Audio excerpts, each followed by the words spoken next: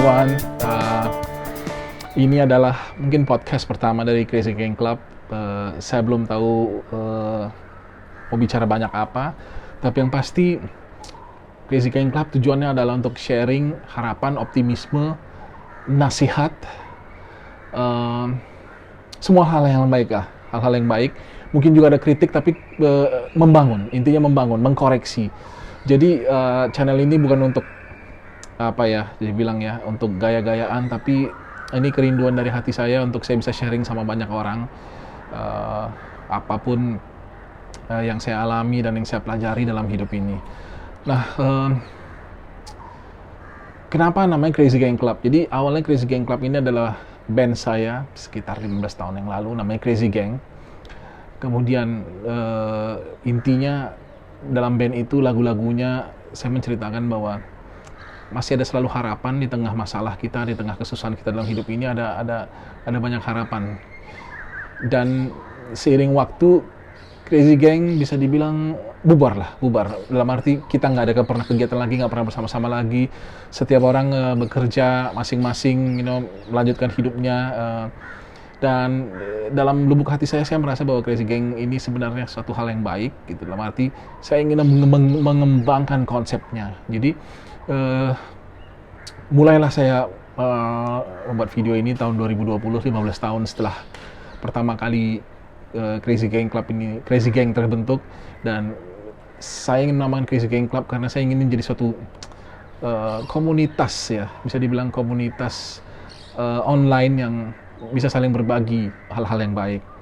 Gitu. Singkat, jadi saya ada Instagram kita adalah @crazygangclub. Intinya dalam Instagram ini saya sharing video yang rata-rata maksimum 1 menit, hanya simple satu topik dalam setiap posting. Tapi saya berharap bahwa setiap orang yang lihat itu bisa feel blessed gitu loh, maksudnya buat hal-hal ini. Jadi itu intinya Crazy Gang Club. Nah, udah 3,5 tahun ini saya tinggal di Sri Lanka, bekerja di sebuah institusi pendidikan, a big one, dan running institusi tersebut.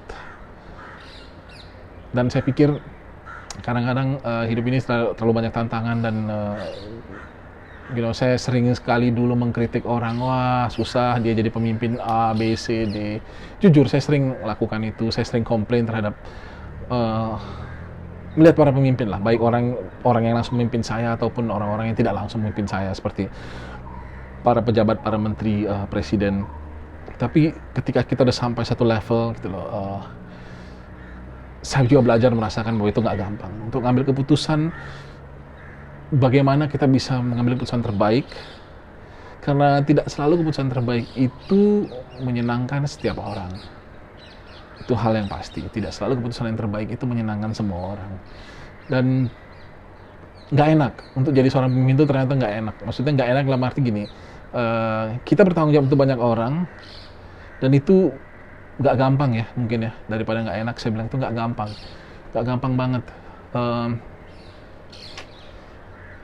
atau gampang susah mungkin. Tapi yang pasti begini, jadi pemimpin, terutama kita memimpin orang-orang yang mungkin tidak terlalu dekat dengan kita, dalam arti kehidupan sehari-hari tidak terlalu dekat dengan kita, tidak memiliki kedekatan secara pertemanan atau kedekatan secara komunitas. Dan itu rada sulit ya, apalagi ketika saya sampai di sini. Ini adalah sebuah ini negara yang berbeda, ini bangsa yang berbeda, jadi pasti berbeda adat istiadat, kultur, cara kerja, semuanya itu gak gampang untuk mendapatkan. Tapi saya belajar banyak, dan saya mengerti sekarang betapa sulitnya untuk menjadi seorang pemimpin. Itu gak gampang. Tapi ada satu hal yang kita lihat positif. Nah, ini ada mobil yang keluar padahal kita lagi lockdown nih.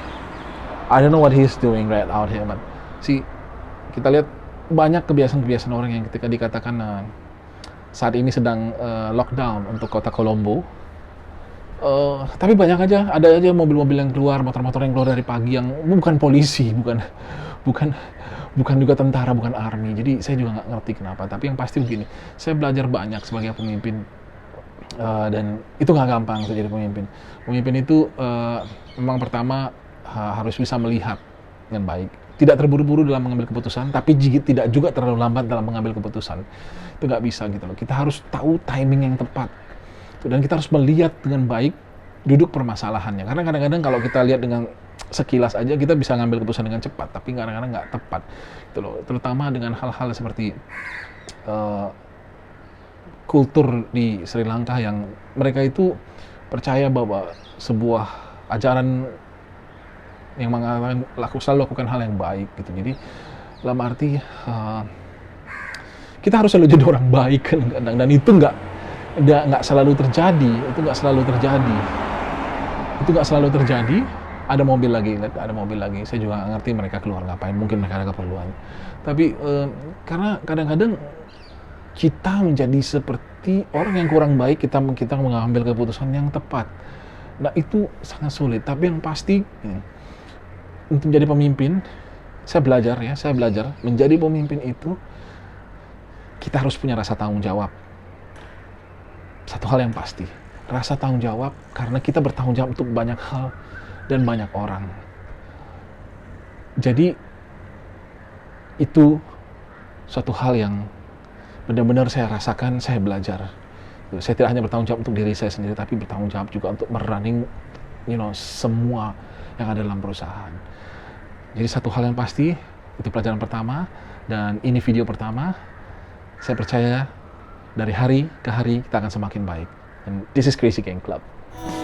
Aku